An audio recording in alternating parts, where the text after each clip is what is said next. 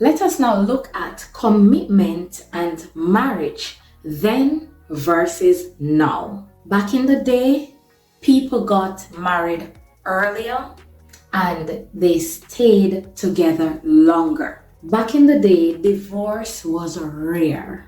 People would work through their problems instead of quitting. Back in the day, marriage was building a life together.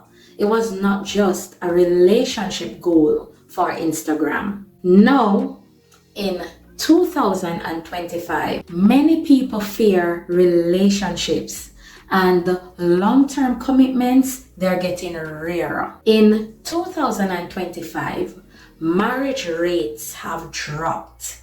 And now, in this era, people are now just choosing to go with the flow. In 2025, now with social media, it has made people focus on wedding aesthetics instead of marriage values. What have we lost over the years?